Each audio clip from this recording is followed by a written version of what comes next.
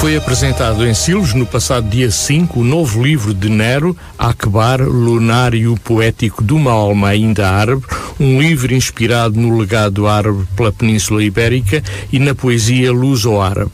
É dedicado aos sopros poéticos de Ibn Amar e Al-Mutamid e à luz e às sombras da cidade de Silves e às suas pedras mnemónicas. Na apresentação deste último trabalho de Nero, 3 alunos da Escola Secundária de Silves, o Santiago, o Tiago e o Jorge, juntaram-se a Nuno Campos Inácio, profaciador da obra, a Esmeralda Lopes e a Irene Ferreira, professoras especializadas em língua e literatura portuguesa, na companhia do poeta, que começou por agradecer e dar as boas-vindas aos que se juntaram e encheram o espaço onde decorreu a apresentação deste último trabalho de Nero. Não esperem um evento formal, ok? Vamos tornar a coisa mais leve.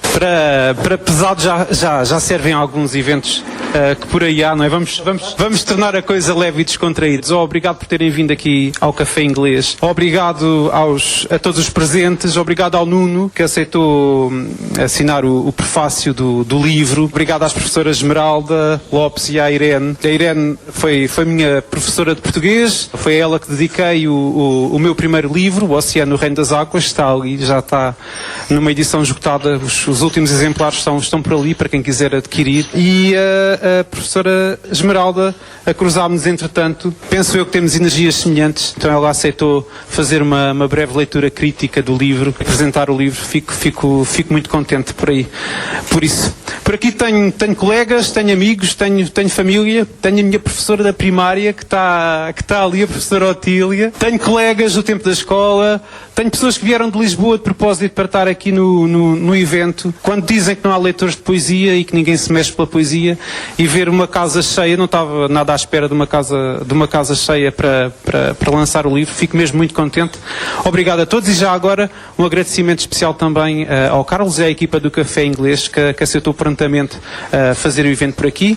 Obrigado também ao João e ao Jorge que me estão aqui a dar uma ajuda aqui no evento. Vamos então começar. A professora Irene Ferreira foi a primeira a usar da palavra, recordando como era o Roberto Simão no seu tempo de escola. Se calhar passa a palavra a quem não quer falar, ou a quem não gosta muito de falar, mas ele lá convence sempre a trazê-la para estas andanças. Vou-lhe passar o microfone. Pedi um aplauso para a minha professora, para a Irene Ferreira. Posteriormente, o Roberto Simões, Nero, apresentou a professora Esmeralda, da Escola Secundária de Silves, que ao usar da palavra fez questão em referir estar acompanhada de 3 dos seus alunos que ao longo da sua intervenção iriam colaborar lendo cada um deles um poema do escritor. A professora Esmeralda, que teve a oportunidade de abordar as 4 partes deste último livro de Nero. Obrigada. Eu de facto não gosto muito de discursar, mas o Roberto convence-me sempre e por uma razão muito simples. É para mim um orgulho estar aqui e ter sido professora dele. Foi um momento maravilhoso, foram anos maravilhosos. Estarão aqui algumas pessoas que recordarão, como eu, como fomos unidos, professores e alunos, como gostámos uns dos outros e, sobretudo, como nos entendíamos bem em termos de literatura.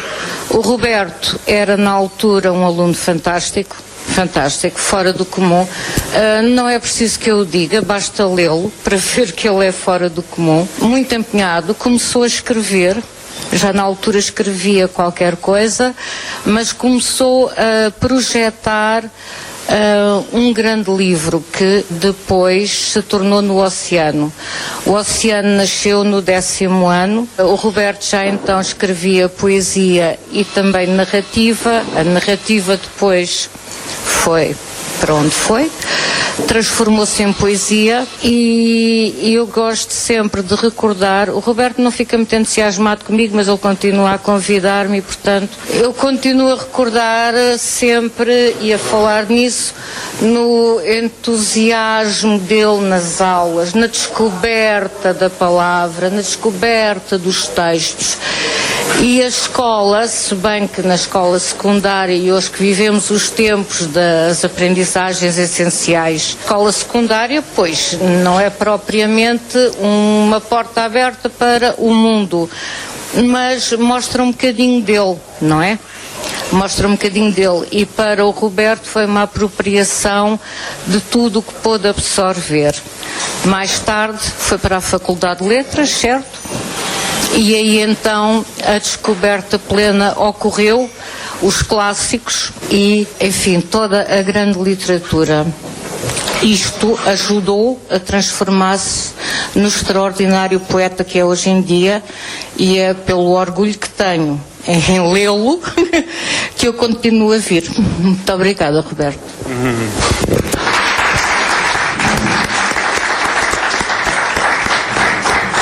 Aquilo que tu disseste não é nada verdade. Eu tenho todo o entusiasmo em estar contigo, bem mais do que tu alguma vez podes imaginar.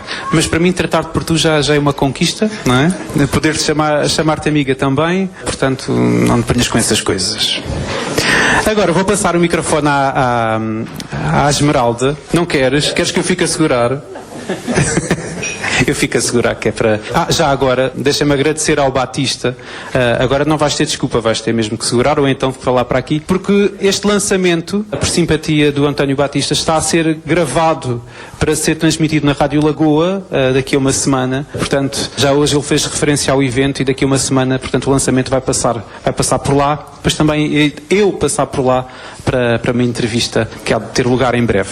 Portanto, Esmeralda, para o bem dos ouvintes que precisam ouvir as coisas em condições, e como eles nos estão a ouvir agora, olá, senhores ouvintes do futuro, vou passar o microfone à Esmeralda, que é para ela nos dizer aqui alguma coisa sobre o livro. Ela que leu atentamente o livro, e que está muito nervosa, porque não é todos os dias que se está ao lado de uma brasa como o Nuno Campos Inácio.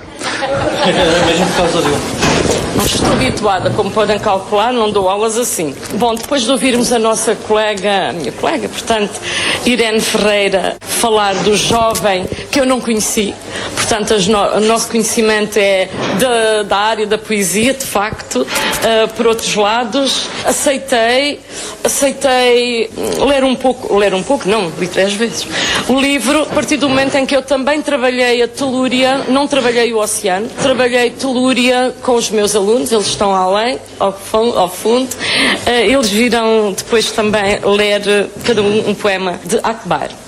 Portanto, para também não fazer demorar muito isto, e eu, pelos vistos, tenho aqui informações a mais, queria começar por uma citação de Adalberto Alves, que sempre me acompanhou, portanto, a escrita deste arabista.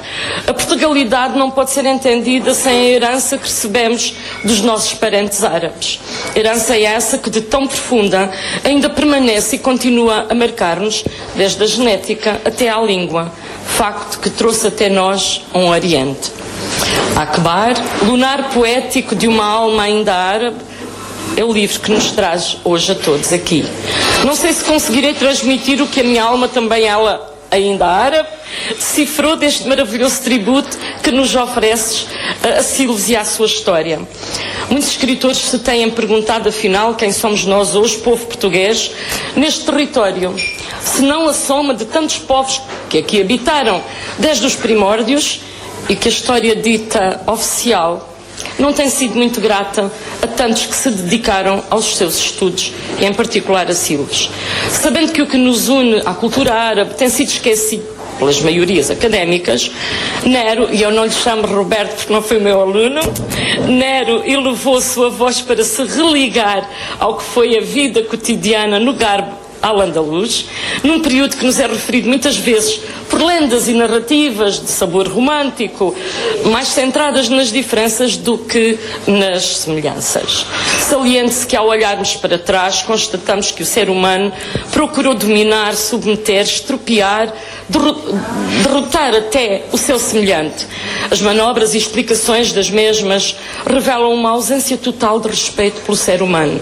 E Nero procura, neste seu lunar poético, no seu Akbar, devolver-nos o outro lado da história, através de uma viagem no tempo, pelo olhar crítico, mordaz e até desesperado de um sujeito poético que, ao ver a ambição desmedida do homem que não olha a meios para alcançar os seus intentos, decide de forma poética ele calçar os sapatos do outro. Na verdade, antes dele, outros arabistas estudiosos ergueram a sua pena, a sua voz, para que não fosse esquecida a permanência árabe em Silves.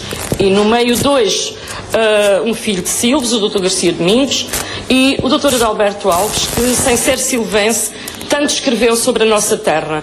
O que hoje temos de ambos encontra-se sobretudo no Centro de Estudos Luso-Árabes e, em particular, a biblioteca, a grande biblioteca do Dr. Garcia Domingos. Ela é já, ou é ainda, não sei, mas pertence da autarquia e encontra-se numa sala privada da Biblioteca Municipal. Então, como já disse, estamos aqui para homenagear um novo arabista, também ele filho deste concelho, um poeta maior, afianço-vos, cuja alma, diz-nos ele, também é árabe. E a prova está aqui reunida neste maravilhoso livro, através de um diálogo quase silencioso, também ele dedicado a Silves e a dois nomes sonantes do lirismo luso-árabe, Al-Mutamid e Ibn Amar. Este é o sopro de um poeta consciente da sua herança cultural e do sangue que lhe corre nas veias. É esta obra a que me irei referir. Ela que nos traz uma lufada de ar fresco, refresca-nos a memória e faz-nos desejar saber mais sobre as nossas raízes. Com efeito, todos nós sabemos que os árabes aqui aportaram, conviveram, amaram, defenderam-se e, sobretudo, deixaram-nos um legado esplendoroso. Repare-se nos milhares de palavras portuguesas de origem árabe reunidas no dicionário do Dr. Adalberto Alves. Não é por acaso que um poeta disse um dia: a sabedoria dos romanos reside no seu cérebro, a dos indianos na sua imaginação e a dos árabes na sua língua, o que parece ter um fundo verosímil. E aqui estamos nós, também, herdeiros desta sabedoria de vida, recolhida nestes tempos imemoriais, cuja história, na verdade, também nos corre nas veias e que nem sempre ficou registado. Eu pergunto-me, por vezes, e já tenho perguntado isto também aos alunos, não é? O que é que a história foi fazendo sobre esse legado? Olhamos para os programas, quer seja de história, quer seja de filosofia, português um pouco. E para não falar já de filósofos portugueses, sei lá, se perguntássemos aos alunos quem foram António Sérgio Sampaio Bruno, Leonardo Coimbra, ou mesmo o filólogo Agostinho da Silva, que também foi poeta e filósofo, se calhar eles não saberiam quem foram. Porque, enfim, é assim que as coisas têm sido tratadas a nível académico e Nero, portanto, nesta obra, religa-se, como eu já disse, ao que foi a vida cotidiana aqui neste garbe do Al-Andalus. Este nosso poeta, que está na idade do combate, da reflexão e da investigação, vem mesmo abanar-nos e vem relembrar-nos quem somos enquanto portugueses. Também, como ele no passado, Teixeira de Pascoais procurou no seu livro A Arte de Ser Português um filão e deixou lá um filão árabe. Fernando Pessoa, e para não nomear muito mais, na sua obra sobre Portugal explora a mesma temática. Ambos, quer dizer, todos eles poetas, falaram com o coração, com a alma, com as suas entranhas. Nero é mesmo um herdeiro dessa maneira de olhar o mundo, que nos prenda hoje com este livro que descreve o passado com o olhar do presente. Dizem os entendidos que em tempos catastróficos se aguçam os sentidos e se escrevem grandes epopeias. Não foi por acaso que a última palavra da mensagem de Pessoa foi exatamente: é a hora, dizia ele, e eu digo, de mudança, provavelmente, todos queremos. Recuando um pouco atrás, ainda poderíamos nos lembrar, no decadente final do século XV, Camões também olhou à sua volta e, sem ter sido reconhecido pelos seus contemporâneos, pela homenagem deixada por si a Portugal nos Lusíadas, onde celebrou a gesta deste povo, vai terminar grande parte dos seus 10 cantos com uma farpa aos governantes deste país, porque não valorizavam a cultura, deixando claro o seu canto quinto que quem não sabe arte não na estima. E isto poderá dizer muito, ou pouco. Então, a acabar, é uma obra singular, porque em pleno século XXI, quando o mundo parece desmoronar-se, há um jovem consciente que nos devolve uma parte de nós adormecida e nos obriga a revermos-nos. A sua poesia vem questionar o presente sob o desconhecimento de um legado que parece apenas ser recuperado por nomes como Adalberto Alves, por exemplo, no seu Portugal e o Islão. Mas se olharmos para trás, século XVIII, o próprio Bocage, a própria Marquesa da Lorna, no século XIX, essa de Queiroz, mais perto de nós, no século XX, não vou dizer todos, mas digo só Natália Correia, e depois Manuel Neto Santos, já entre nós, também muito dedicado à causa árabe, dentro da sua poesia, e de cunho, bom, seria outro mundo. E depois, pequenino livrinho, Considerações sobre a presença do elemento arábico ou islâmico no sensacionismo e no neopaganismo, de Fernando Pessoa. É de um autor italiano, que, se não estou em erro, eu sou Fabrizio Buscaglia, isto para não nomear outros, pronto. Ainda que Akbar não seja um tratado de história, é também de história que se trata esta obra. Saibamos nós, leitores, dialogar com esse passado que ele aqui nos deixa.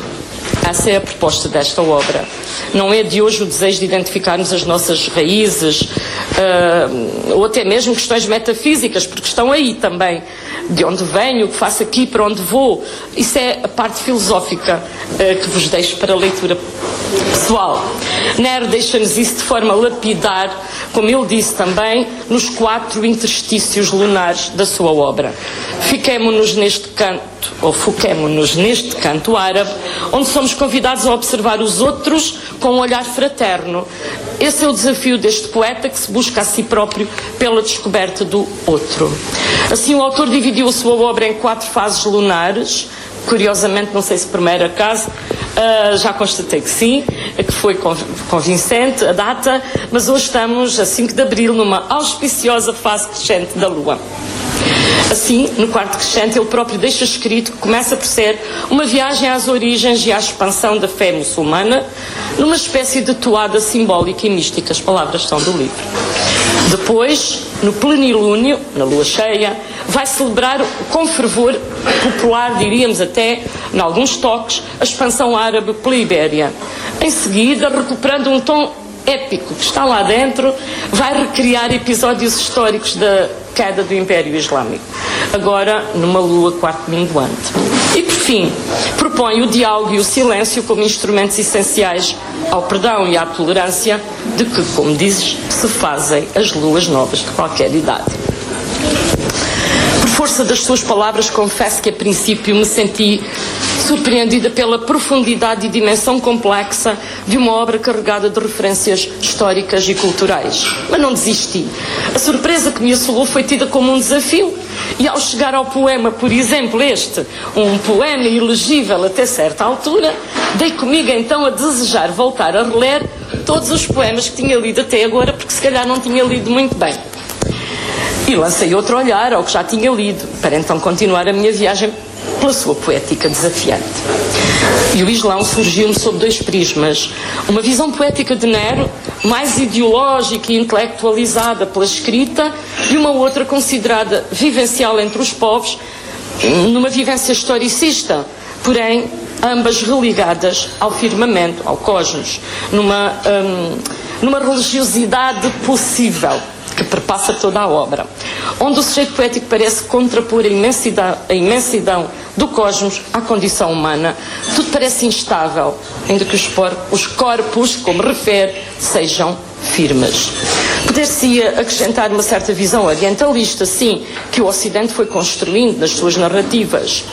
Há momentos poéticos onde, inevitavelmente, nós encontramos a guerra e a paz, como se o caminho para alcançar esta última fosse uma ilusão.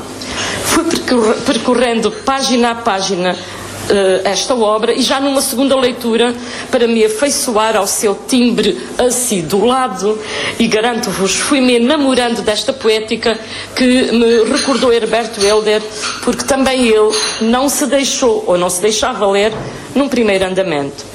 Então, Aqui e acolá encontra-se uma certa descrença, como já referi, no teísmo, no divino, mais uma linha de continuidade que parece abandonar as causas imperiosas dos homens. E aí fez-me lembrar Camões e um verso que ainda há dias pus num teste. Correm turvas as águas deste rio, o mundo anda tão confuso que parece que Deus dele se esquece. E neste âmbito descreve-nos a submissão dos humildes, o Nero, que encontram consolo na religião, misturando-se revoltas e preces, enquanto guias espirituais ou políticos acabam por destruir o que deveria florescer. Alguns poemas são um retrato sombrio de um mundo onde o poder parece construir-se sobre a negação da espiritualidade. Diríamos mesmo, na ausência do amor. De certo modo, leva-nos a encarar a fé como uma ferramenta de consolo, sobretudo instrumentalizada para manter as massas submissas. Foi o que me sugeriu a expressão final de um poema, O Império Forjado na Recusa, a infernal máquina humana. Saltemos agora para a lua cheia e ao ode que escreveu a Sílves. Verdadeira celebração a esta cidade. Ó terra ruiva, terra sangue. E esta é uma poderosíssima imagem desta cidade. É um retrato de sofrimento e dureza na caminhada histórica. É uma terra fértil, ainda que vivenciada com ganhos, com perdas. Encontrou a sua regeneração, que metaforicamente se poderá retirar do turvo rio que tu nomeias, no torneando férteis margens, cujo curso poderá representar a inevitabilidade da passagem do tempo. As suas margens transbordantes atestam, portanto, o imenso fluxo da história e da cultura que define a cidade. E o poeta vê incrustada no corpo da cidade marcas do destino de um povo na sua diáspora e que parece assentar num jogo entre a sorte e a vontade, entre o destino e o livre-arbítrio. E este ditará a forma como os homens procuram e sempre procuraram conviver, já que Sílves foi palco desse convívio. Enquanto há noite, enquanto há luz, diz o poeta, e acrescenta, o amor cruzando com os vândalos às poentes línguas do andaluz. E o amor aqui é o pilar sobre o qual assenta e assentará qualquer convivência cultural que atravesse fronteiras. E se repararmos, Sílves ainda no presente assume essa postura no encontro de culturas. E nesta obra presente-se tudo isso como uma reverência pelo passado. Mesmo nas lendas que aprendemos na escola, está lá, lapidarmente. Saltei para o outro poema. Mostra a língua moroção. Surge-nos este poema denso e provocador. Aqui a língua assume o seu poder de identidade, resistência, subversão.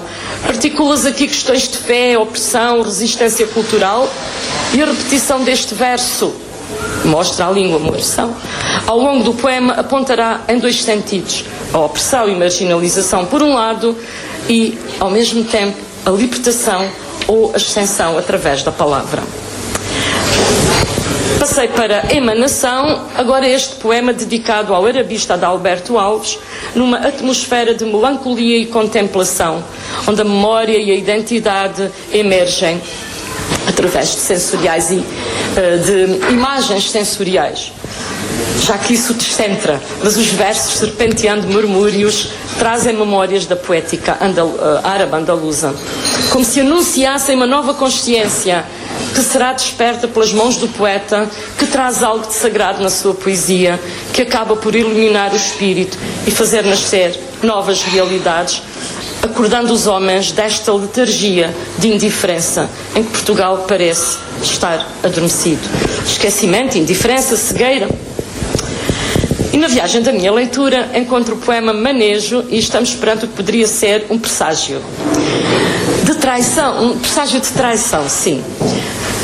Ele diz, espetou-lhe um beijo, despedida amarga, entre dois seres, entre os quais teria existido cumplicidade, fidelidade, que o cárcere haveria de trair. Talvez saibamos de quem se trata. A poesia falará sempre mais alto, já que ser poeta, segundo dizes, é ser guerreiro e não prisioneiro. Passei para um outro poema, nesta minha lunática senda também. Temos aqui o poeta explorando em diálogo uma filosofia existencial e o poema chama-se Ovo. É um jogo sonoro, estético, se quisermos, no seio deste poema, num ritmo sinuoso, quase hipnótico, reforçado por palavras e construções inesperadas e que às quais o leitor se há de habituar, penso eu. É com poesia deste grau que se descobre um mundo de hipóteses. E isto é também conseguido através da musicalidade entre o concreto, que ele faz nascer entre o concreto e o abstrato. E o poema oferece-nos um final filosófico, como quase toda a obra, e que eu só descobri mesmo quase nos últimos finalmente, traçando o papel de um poeta que reflete sobre a realidade e a arte, onde a pergunta que dia vero vale sem a noite parece reforçar essa ideia de que os opostos se complementam. Ora bem, posso confessar que foi o poema que mais me, o que eu vou dizer, que se tornou um pouco difícil de penetrar, não fosse ele um ovo. Vou convidar o Santiago a vir ler o poema. Divindade. É um aluno de literatura, 10º ano, e foram obrigados. Santiago, chega só aqui a este canto. Desculpem lá a minha voz. Consta que quando nasci a primeira coisa que o médico disse foi: epá, grande voz. Estava a berrar aos berros. A propósito, desafiei os alunos do ensino secundário aqui de Silves, da disciplina de literatura. Eu já lá tinha estado na escola há uns tempos. Aí tive uma sessão na biblioteca da escola incrível. Eu nunca tive uma sessão assim com alunos. Tinham estudado a fundo os meus poemas e fizeram-me perguntas que eu vi-me à rasca para responder. Um deles está aqui, o Santiago, tem 16 anos, vai ler o poema Divindade. Agradeço-te muito o facto de teres vindo. Para quem já tem o livro, é o poema da página 38. Divindade, quem poeta sempre julga, inventa e profeta, à luz do que aprendeu ou distorceu.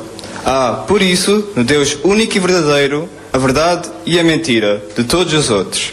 Seguir um, ou seguir outro, ou seguir todos, é como deveria ser antes de uma fé ou... Obrigado, Santiago. É graças a ti e aos teus alunos e também aos outros todos. Obrigado, Santiago. Divindade apresenta-nos o que vou dizer agora serve quase para todos os poemas do Nero, pelo menos aqueles que eu trabalhei melhor. O verso livre, a ausência da rima fixa ou da métrica rigorosa, reflete a temática da liberdade, particularmente no sentido espiritual e intelectual. A clareza fortifica o significado ao engrandecer a relação entre poesia, fé e liberdade. Versos curtos, como ouviram, escritos da direita para a esquerda, à maneira árabe, como todos, com uma estrutura fragmentada, mas que, mesmo assim, acaba por criar um ritmo contemplativo e filosófico.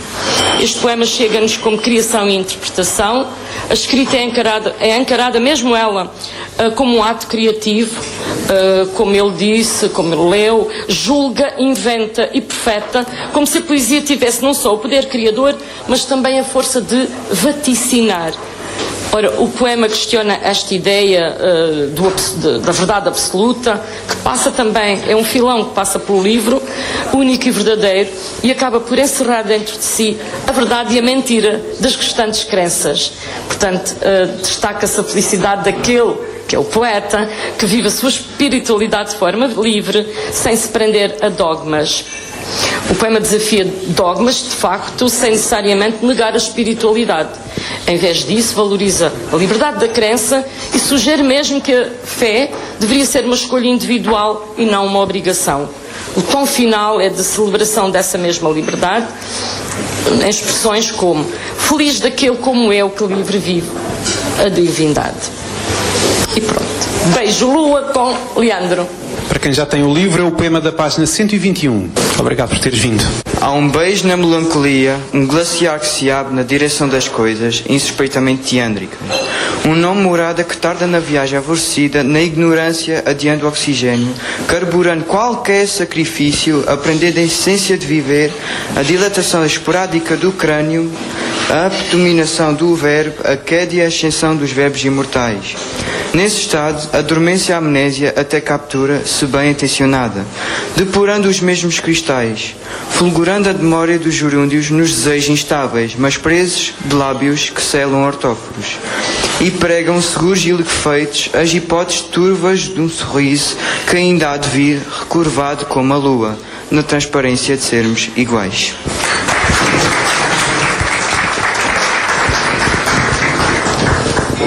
Como pudemos observar pela doçura da leitura, a melancolia deste poema propicia realmente a reflexão meditativa.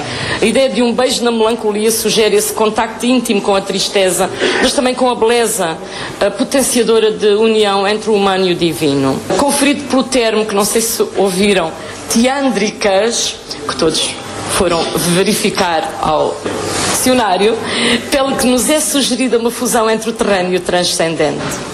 É disso que este poema nos parece falar, em expressões, viagem alvorecida na ignorância, adiar do oxigênio, que remetem para esse tal percurso de autodescoberta, e o sujeito poético parece que vai mais longe, com a imagem dos lábios que selam artóforos, ou sejam recipientes sagrados para a Eucaristia, como se a poesia fosse ela própria um momento divino, e que reforça um caráter espiritual, ritualístico do próprio beijo, para além do seu gesto físico, mas num elo transcendental. O simbolismo da lua aqui pode ser encarado como um sorriso, a incerteza, a reflexão, porque se liga às emoções, à interiorização, diríamos mesmo exigindo uma leitura mais intimista, e isso será alcançado e encontrado entre o humano e o divino na poética do Nero. Peço ao Tiago, Alquimia. Obrigado por teres vindo. Alquimia. Imutáveis são as palavras que se quiserem, mas imutáveis não são os feitos e desfeitos daqueles que, como aves de olhos faiscantes, acima dos homens se elevam, julgando-se Deus, e altas as torres desmoronam, e alguns símbolos, mas não o amor às coisas certas. Assim, das cinzas, novos símbolos putrificam, chagas abertas, difíceis de curar, o corpo manchando e a inocência e atraindo as varejeiras. Compreende-se que, às vezes, para arrumar se espalha e se destrói, mas equilibrada deve estar a balança que os dois pratos une e transforma. Não passam as soluções por cavar feridas. Pela leitura que vocês já viram, só falta um jovem, esta linha de transitoriedade, de interiorização, está presente nesta obra. Portanto, há uma grande carga simbólica, já quase que me escuso de dizer, e filosófica, que aponta para a transformação. Assolam neste poema algumas preocupações também, como a impermanência da história e a imutabilidade do poder. Quando ele diz, imutáveis são as palavras que se quiserem, mas imutáveis não são os feitos e desfeitos. Traz-nos a ideia, a noção de que a linguagem pode parecer eterna, mas os atos dos homens são mutáveis. A referência às aves de olhos faiscantes, provavelmente metáfora para líderes, figuras autoritárias ou mesmo o ego humano, sugerem figuras arrogantes que se elevam acima dos outros, julgando-se às vezes divinas, mas que acabam por causar destruição. Identificamos ainda alguns aspectos ligados à ruína e ao renascimento. Assim, as cinzas, novos símbolos putrificam. Outra metáfora aqui visível no jogo de opostos, a dor da transformação, pois não passam as soluções de cavar feridas. Portanto, o símbolo, o simbólico título Alquimia já de si sugere transformação. Se pensarmos na alquimia tradicional, é a transmutação do chumbo em ouro, mas metaforicamente o poema parece dizer que a verdadeira transformação não pode acontecer pela destruição desenfreada, mas apenas pelo equilíbrio da balança. Agora chamaria Jorge Alunação. Palmas para o Jorge, tem 15 anos. Para quem já tem o livro, está na página 150. Obrigado por teres vindo. Lunação, poema. Lunação é viver, orar à transparência, dizer adeus à exigência de ser o que se não é. Lunação é descer a montanha a pé, constatar o reflexo no lago e progredir, às vezes enchendo, outras vezes esvaziando. É, na vozearia, ter a coragem de calar, ter a prudência de ouvir e ter a ousadia de sentir. Lunação é as 8 pontas unir, o elefante remontar e risonho, por fim, sair. Repetir-se-ão todas as formas e, através delas, os homens se aperfeiçoarão. É Deus o maior, como se o dizem único, nas suas idiosincrasias, nas suas contradições. Há de distinguir-se ou se continuar, quando o silêncio a sós imperar, ou não, nunca há de acabar. António Batista, quando precisares de alguém para a rádio, aqui o Jorge tem potencial. Descer a montanha a pé, constatar o reflexo do lago e progredir. É uma metáfora cujo movimento de descida pode ser visto como um caminho de humildade, de olhar para si mesmo e, a partir disso, evoluir. Este lago reflete a ideia do autoconhecimento e reflexão. Rever-se nas águas de um lago ficou muitas vezes associado à autocontemplação enquanto oportunidade para a revelação, o poder criativo e místico em direção à transformação e evolução. E temos ainda a representatividade do 8, com a sua simbologia, as 8 pontas unir, o elefante remontar, metáfora onde as 8 pontas podem simbolizar o equilíbrio, o infinito ou o ciclo da vida, e o elefante, metáfora de força, sabedoria, estabilidade. A ideia de remontá-lo pode ser interpretada ainda como restauração da integridade ou do equilíbrio interior, estado sine qua non, portanto sem o qual o poder de regência não é alcançado nem materializado. E este poema entrega-se ainda à busca pela essência do divino e do silêncio, como buscou um filósofo do século XX, Vítor Franco, no seu livro Em Busca pelo Sentido da Vida do Homem. O Homem em Busca do Sentido da Vida. Não vos quero amassar muito mais. Vou pular porque vocês leram o poema e vão lê-los. Lunação é um poema que, com a sua fluidez e as suas imagens poderosas, reflete sobre o processo de autoconhecimento, como foi visto, e o alcance da essência divina e humana. O poema é profundo, meditativo, com uma qualidade quase mística, como uma jornada para o centro do ser humano. Produz uma sensação de transcendência que dialoga com filosofias orientais e ocidentais, refletindo sobre a natureza do divino e do silêncio interior. Vou terminar então dizendo que há nesta obra, Akbar, um forte sentido de pertença, como se o poeta tivesse a missão de resgatar a identidade deste povo, e não nos esqueçamos de que qualquer obra, qualquer escrito, será sempre um diálogo, subtil ou não, com os nossos contextos, cotidiano real, nossas leituras, as nossas introspeções, e aqui entra o poder influenciador da Lua e, em particular, desta aventura iniciática de que o poema trata aqui, espécie de chamamento a todos e a cada um de nós, leitores, como se a leitura fosse uma espécie de oração ou de louvor, no sentido de nos religarmos com o nosso eu interior, à nossa essência, ou seja, à nossa alma, através desta obra, descobrindo em cada verso o que os nossos olhos possam alcançar.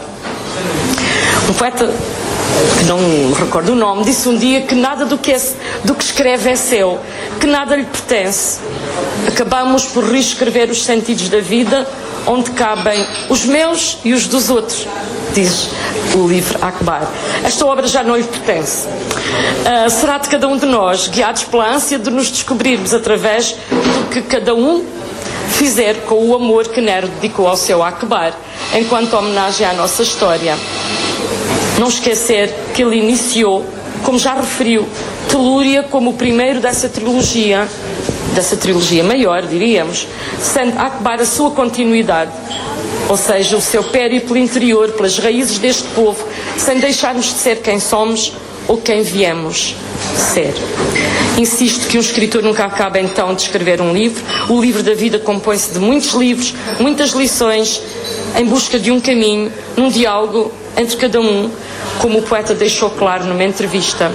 E pronto, enquanto aguardamos o 3º volume, vamos dedicar à leitura do Akbar. Obrigada. Obrigado, Esmeralda. É de facto um privilégio ter alguém que aceita este desafio e de fazer uma leitura deste nível ao livro para o apresentar. Muito obrigado, Esmeralda. A minha gratidão. Antes de passar ao Nuno e terminando este conjunto de vozes femininas, agradecer também ali à professora Helena, que está ali atrás, que também foi minha professora de português. É bom que a família se mantenha junta, fico muito contente. Todas vocês contribuíram para a minha escrita e também a propósito de outra voz feminina, que não sei se ainda está presente, não sei se a minha mãe ainda está por aí, ou se já saiu, está aqui. É dali que nascem todos os poemas. Uma salva de palmas para a minha mãe. Estamos, nesta altura, muito perto das 11 horas da manhã. Recordo que estamos a dar-lhe conta da apresentação do último livro de Nero, Akbar, Lunário Poético de uma Alma Ainda Árabe, um livro inspirado no legado árabe pela Península Ibérica e na poesia luso-árabe. As Manhãs da Lagoa. A sua companhia ao sábado das 10 às 13 horas.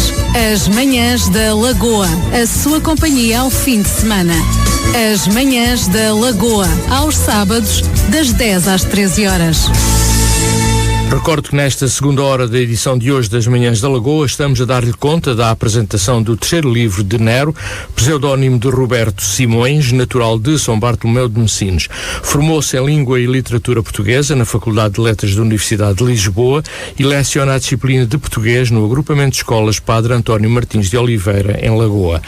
Nero, que em 2021 publicou o seu primeiro livro, Oceano, o Reino das Águas. Em 2023 publica o seu segundo livro, o Poemário Telúrio, o primeiro livro de uma trilogia informal, a Trilogia do Espírito. Vamos então continuar com a apresentação do livro Akbar, Lunário Poético de uma Alma Ainda Árabe, dando-lhe conta da intervenção de Nuno Campos Inácio, que, segundo ele, Nero encarna a essência mourisca do Garb al-Andalus como poucos. Nuno Campos Inácio, natural de Portimão, é licenciado em Direito e oficial de Justiça de profissão. Iniciou a sua atividade literária em 1999, contando atualmente com 19 títulos publicados, 3 obras conjuntas e dezenas de artigos em revistas temáticas, incluindo na área científica.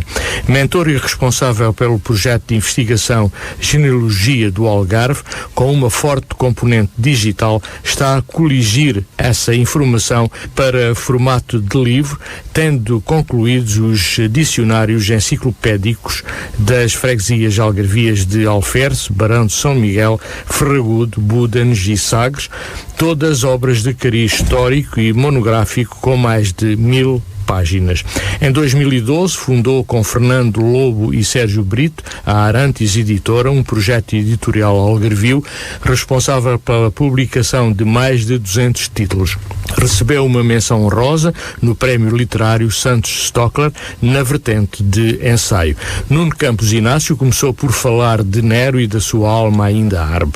Falou da cidade de Silos no século XII e da sua grandeza. Dito isto, vou passar ao Nuno. Conheci o Nuno não há muito tempo, num passeio de homenagem ao João de Deus em Messinos, e a conversa fez-se boa e a partir daí encetámos aquilo que é uma espécie de amizade, diria eu. O Nuno, que tem tudo para ser professor, não o sendo diretamente, é de muitas outras formas. É autor, é a Sul do Tejo provavelmente o maior editor que há, é um homem de cultura maior, a quem o Algarve deve muito, e para mim é também uma honra e um privilégio o facto de teres aceitado escrever o prefácio deste Akbar. Muito obrigado por isso. Passo então o microfone agora para ti. A voz é tua. Começar pela figura principal deste evento. Ele acabou, o que ele disse agora não é verdade. Eu não aceitei fazer o prefácio. Eu disse-lhe que não faria o prefácio e ele convenceu-me a escrever um pós-fácio. E eu o que escrevi foi um pós-fácio. Ele a seguir é que decidiu usar o meu pós-fácio como prefácio. Pronto. Mas eu não sou o autor do prefácio, eu sou o autor do pós-fácio. E isto por um motivo muito simples. Eu não percebo nada de poesia, é coisa que me passa um bocadinho ao lado. Ele insistiu que eu deveria descrever alguma coisa e o que eu decidi foi tentar fazer a ligação dele, daquilo que ele representa, daquilo que nós todos representamos enquanto algarvios de origem, com o livro que ele escreveu. Ou seja, o Akbar, o Lunário Poético de uma alma ainda árabe. E o que é isto de ser uma alma ainda árabe? Eu vou-lhes contar uma história minha, portanto, no fundo acaba por ser uma confidência. Há mais de 40 anos, portanto, não havia televisão, não havia internet, não havia coisíssima nenhuma.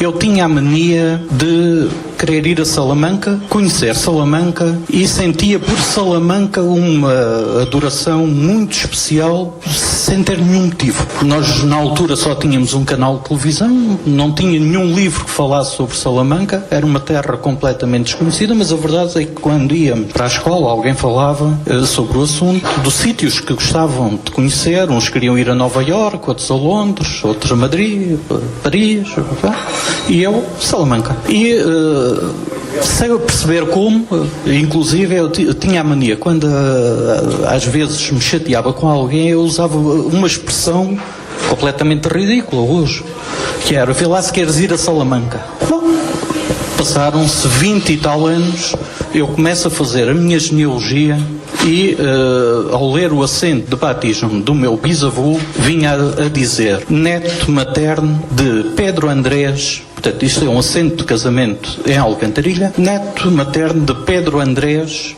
natural de Salamanca. Portanto, o meu tetravô era natural de Salamanca. Fiquei surpreendido, li o assento 2 ou 3 vezes para tentar perceber se tinha lido mal o documento.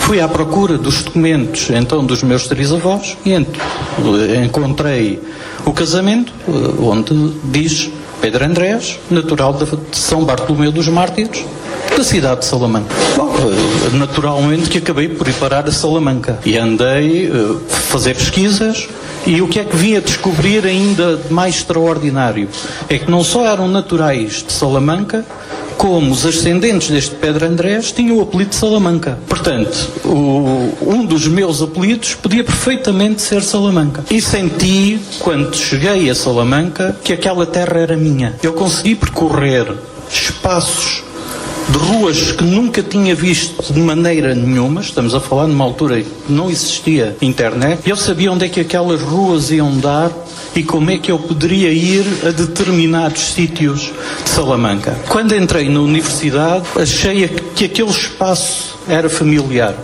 Quando começo a ler, portanto, na altura ainda não tinha essa genealogia feita, quando começo a ler os assentos, descubro que os padrinhos, as ligações daquelas pessoas eram professores universitários daquela mesma universidade. Durante muitos anos eu acreditei e eu continuo a acreditar numa coisa que se chama reencarnação. Começo a interpretá-la de outra forma. Eu começo hoje, com o avanço da ciência e a ligação à genética, nomeadamente ao ADN, o que é que eu começo a perceber? É que nós transportamos não só as moléculas, mas também as memórias. As memórias dos nossos antepassados. Aquilo que nós chamamos o instinto, aquilo que nos leva àquela memória esquecida, que nós não percebemos, porque ela está dentro de nós pela ligação genética que, por qualquer motivo, faz com que uma memória se tornem mais evidentes do que outras. E eu noto esta ligação, no fundo, de alma, ou de corpo, ou de genética aos espaços, através também de escritores. E o Nero fez-me despertar isso. Eu vi que ele tem uma ascendência árabe e, por acaso, dediquei-me a fazer a genealogia com a ajuda ali do Roberto Lopes, do teu homónimo. Fizemos a genealogia exatamente para perceber se esta era uma ligação ocasional, ou seja, podia ser de alguém que veio de fora e eu, no fundo, não ter raízes cá, ou se era uma permanência constante ao longo das várias gerações. E, de facto, o Nero, como eu, como Manuel Neto dos Santos e outras pessoas que têm neste momento esta visão árabe, todos nós partilhamos não só ADN, portanto, nós temos vários ascendentes em comum, como temos ascendentes em comum que poderão remontar a este período humorístico. E porquê o período humorístico? Porque nós temos que ter a noção que em Silves, em 1504, se não estou enganado na data, quando Dom Manuel decide a expulsão dos árabes e dos judeus, ou então a sua conversão, 1/3 da cidade de Silves ainda era moura. Portanto, quando nós falamos em mouros, nós podemos estar a recuar ao período da Reconquista, mas também poderemos estar a falar em 1500, que não é uma geração assim tão antiga. E estas memórias eu acredito que passem. E o Nero pediu-me para fazer aqui, falar nesta apresentação, não sobre o livro, porque ele disse que não ia falar sobre o livro, como disse, não percebo absolutamente nada de poesia, mas sobre esta ligação histórica. Não é fácil falar sobre a história de Silves do período islâmico porque não há muitas fontes.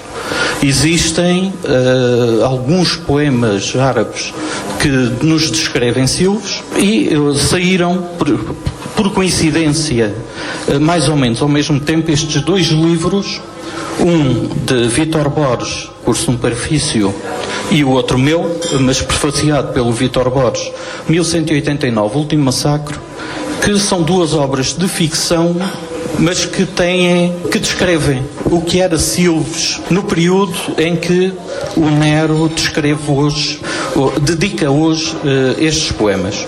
E eu, para não estar a perder mais tempo, talvez poderia ler, mas eu pedia que, se tivesse a ser chato, dizerem, porque eu, como não tenho nada preparado, imediatamente consigo mudar de cenário. Não quero de forma nenhuma amassá-los.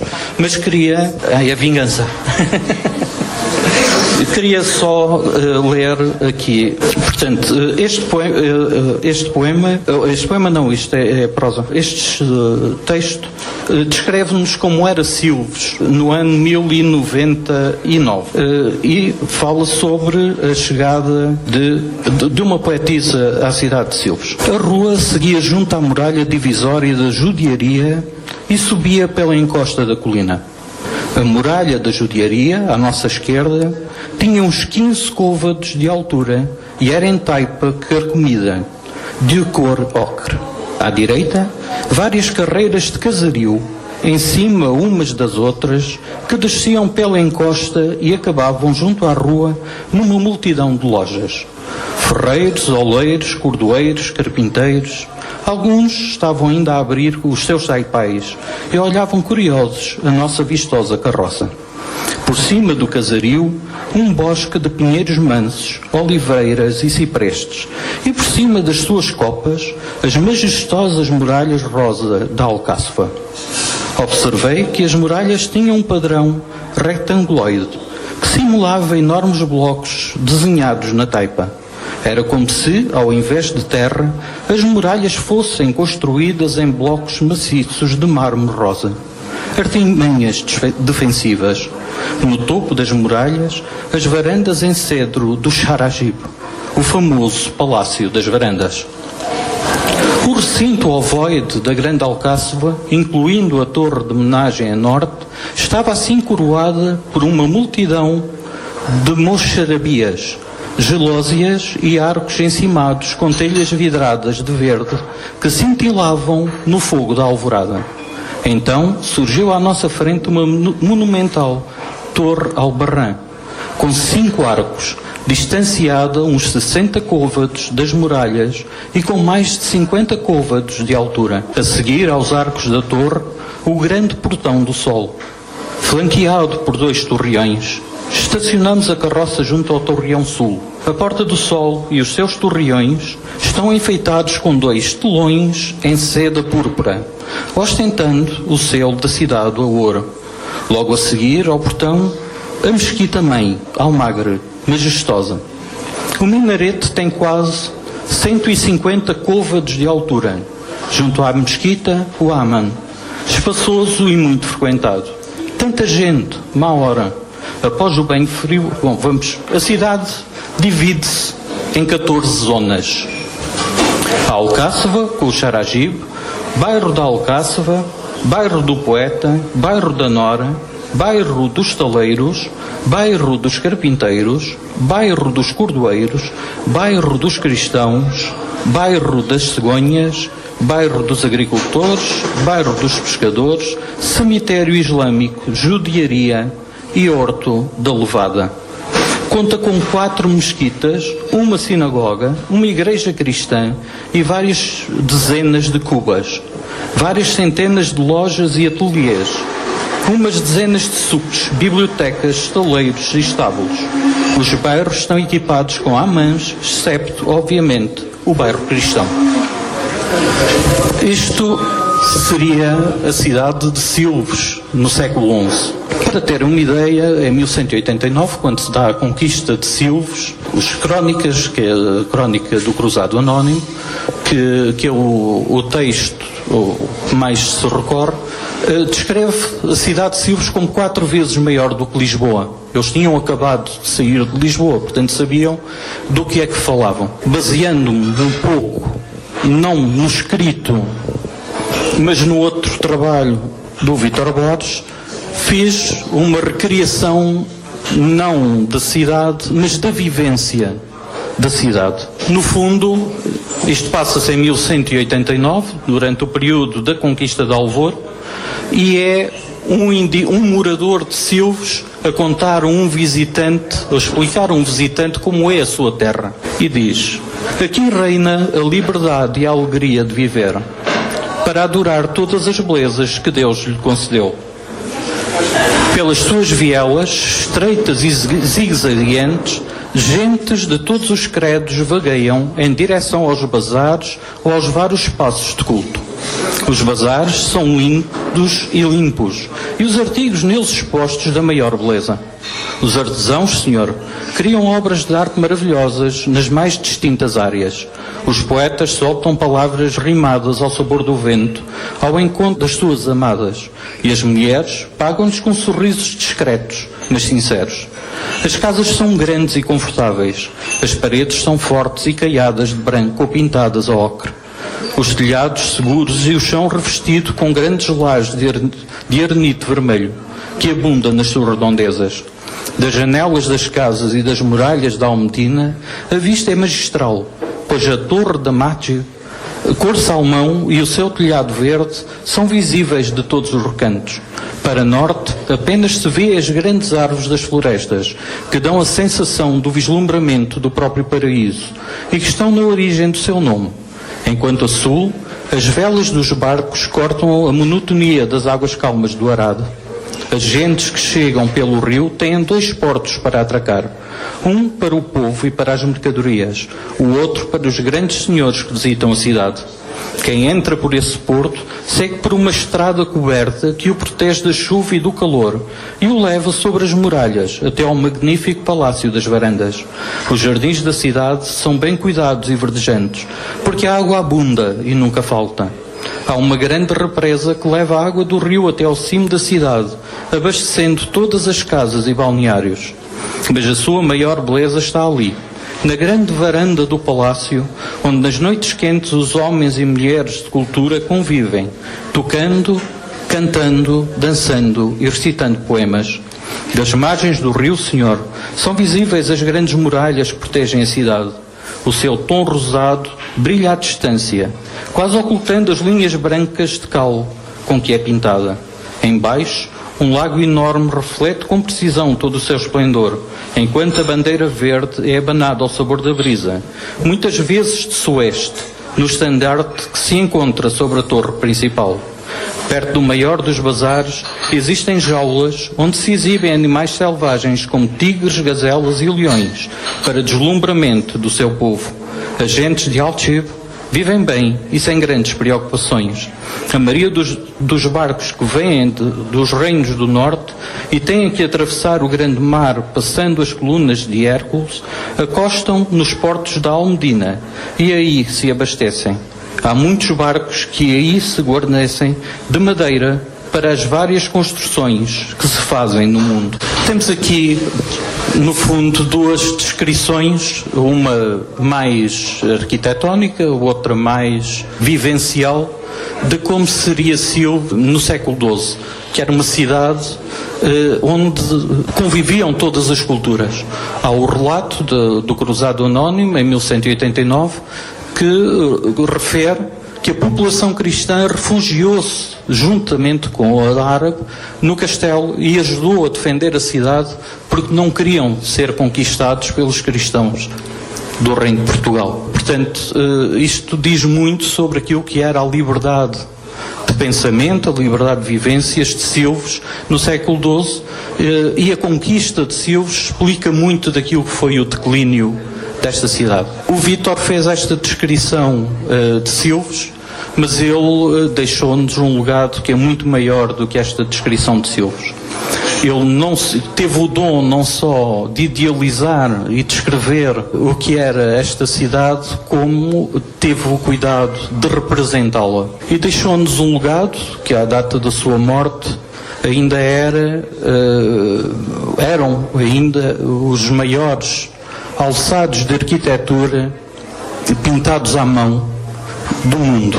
Ele era daqui, o seu trabalho é sobre esta terra, a família tem os originais, eu tenho a única cópia que existe, oferecida por ele, e achei oportuno, uma vez que o Nero meteu-nos aqui, ou melhor, quer-nos trazer para o período islâmico de Al-Mutamid e Ibn Amar. Vou precisar de ajuda, mas vou mostrar-los algo que não é todos os dias que podem ver. Depois de ter mostrado 4 desenhos da autoria de Vítor Borges, retratando aquela que seria no século XII a cidade de Silves e a sua grandeza, concluiu manifestando um desejo.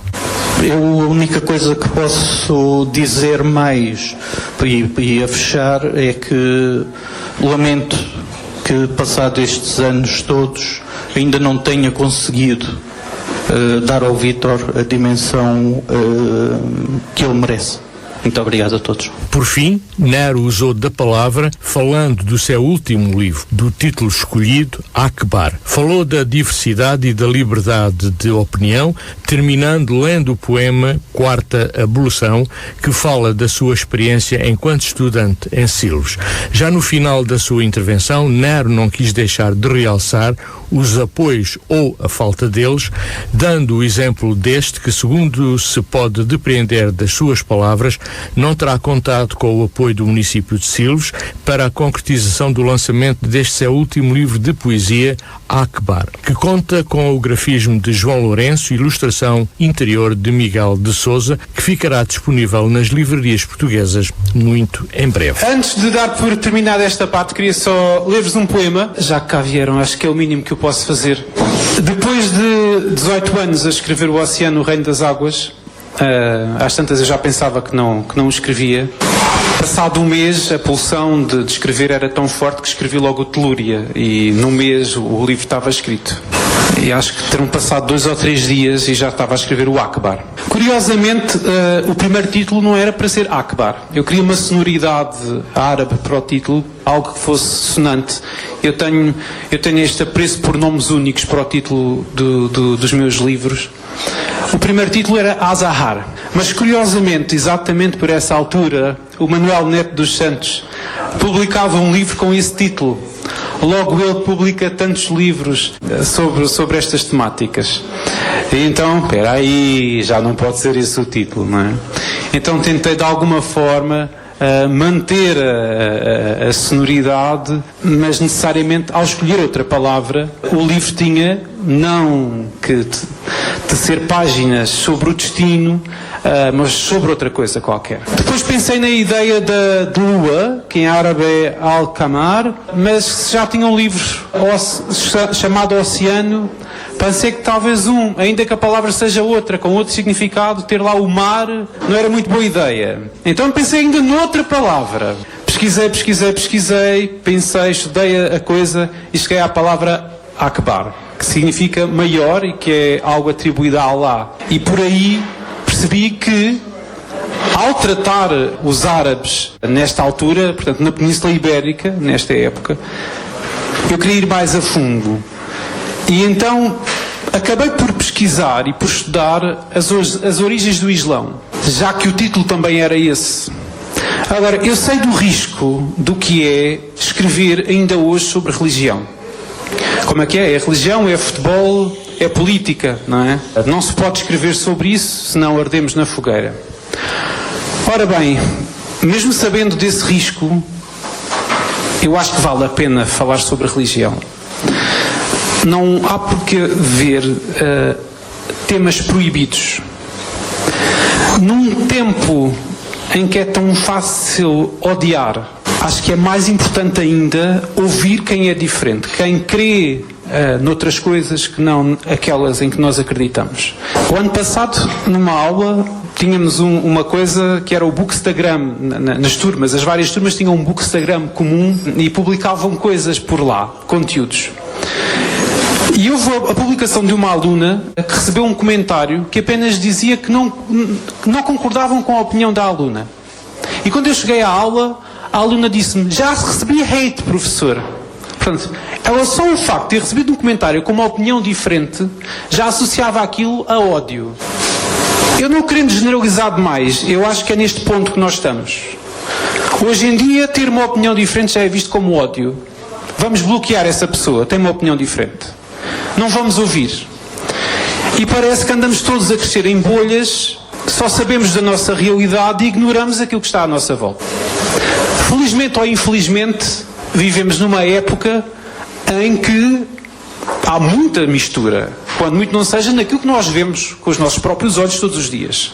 Eu quando cheguei com o Jorge aqui há umas semanas ou há uns meses para gravar o primeiro episódio daquela série de pequenos episódios que lancei nas redes sociais a caminho da obra e que aparecia com o castelo por trás, eu deparei-me com uma paisagem humana muito diferente daquela que eu via em Silves quando estudei. Portanto, em termos de etnias, de diversidade cultural, vivemos num tempo em que a paisagem mudou, de facto.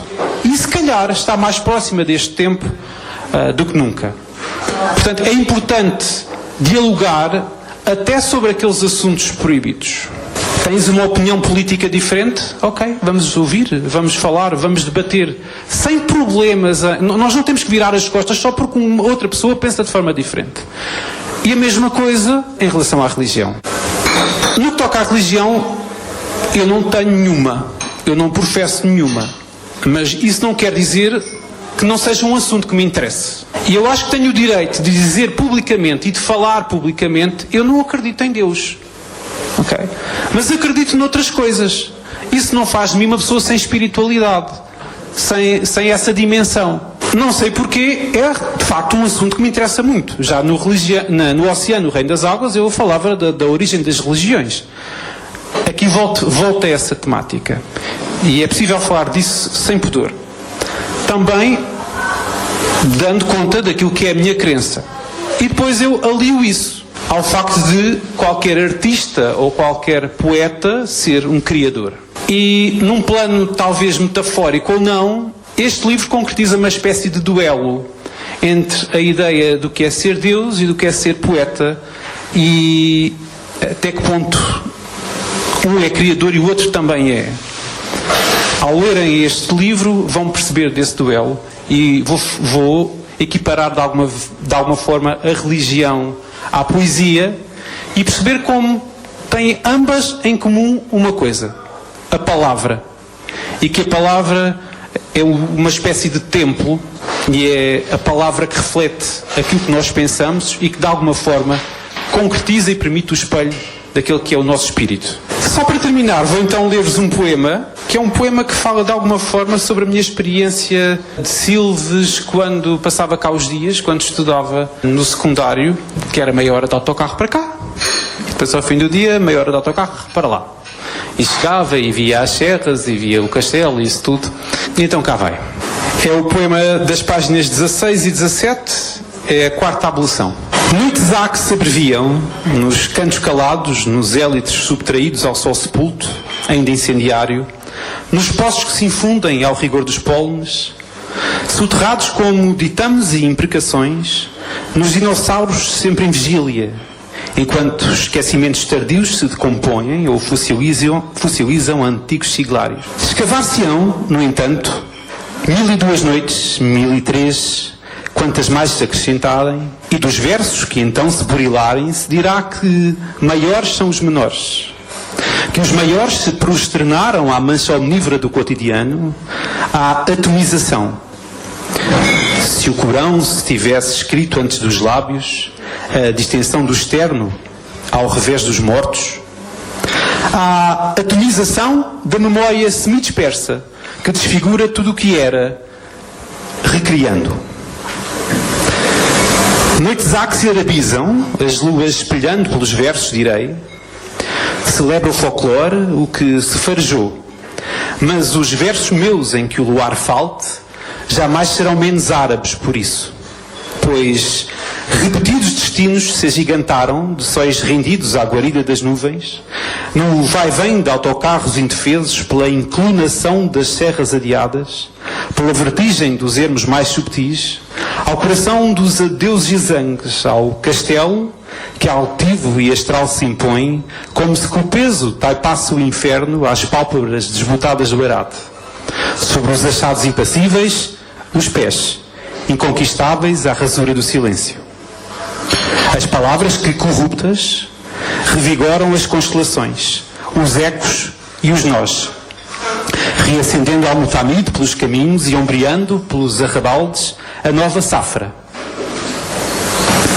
Qualquer dia, a terra ainda treme e nos engole, devolvendo-nos à noite que se não sabe.